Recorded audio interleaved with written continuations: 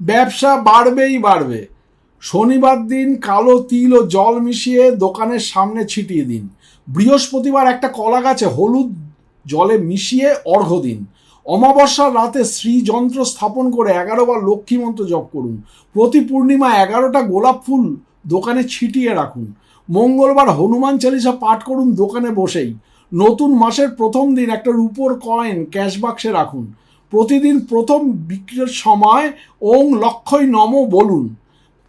Cash বাক্সের লাল কাপড়ের মধ্যে একটা কাঁঠালের বীজ শুকিয়ে রেখে দিন। দোকানের পূর্ব বা উত্তর দিকে একজোড়া ঘন্টা টানিয়ে রাখুন। মাটির হাঁড়িতে 7টা কড়ি 7টা গন্ধরাজ ফুল দিয়ে দোকানের দক্ষিণ কোণে রেখে দিন। একটা হলুদ সুতোয় 7টি মৌরি গেথে দোকানের প্রবেশপথে ঝুলিয়ে রেখে দিন। অমাবস্যার রাতে দোকানের চারদিকে ঘুরে 5বার ধূপ দেখিয়ে দিন। রোজ একটা করে তুলসী পাতা মুখে দিয়ে দোকান খোলার সময় প্রার্থনা করুন।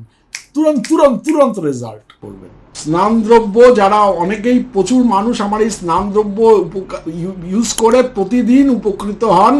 এই স্নানদ্রব্য অমৃতবিন্দু স্নানদ্রব্য আপনারা অ্যামাজনে গিয়ে নবগ্রহ বাথ পাউডার বলে যদি সার্চ করেন তাহলে অতি অবশ্য পাবেন। অতি অবশ্য কিনে নিয়ে এর একটা চিমটি আপনারা সারা বালতির জলে গুলিয়ে নিয়ে যদি আপনারা প্রতিদিন স্নান করেন তাহলে ডেইলি আপনাদের 9টা গ্রহের যে খারাপ এফেক্ট সেটা আপনাদের উপর খবরদার পড়বে না এবং কুনজর থেকে দূরে থাকবেন আর ব্ল্যাক ম্যাজিক বা কালা জাদু থেকে দূরে থাকবেন। দারুণ রেজাল্ট। আমরা সব পরিবারে সবাই আমরা এটা ইউজ করি। এটা আমার গুরুমুখী বিদ্যা, গুরুদেব শিখিয়ে দিয়ে গেছিলেন যে কি পার্সেন্টেজে কি মেশালে এই নবগ্রহ স্নান দ্রব্য তৈরি হয়। তারপর থেকে আমি আমার ক্লায়েন্টরা যারা নিয়েছেন বারবার নিতে শুরু করেন, মানে প্রেমে পড়ে যান আর কি। নবগ্রহ স্নানদ্রব্য আপনারা অ্যামাজনে গিয়ে নবগ্রহ বাথ পাউডার অমৃতবিন্দু স্নানদ্রব্য নবগ্রহ বাথ পাউডার লিখে সার্চ করলেই এটা দেখতে পাবেন।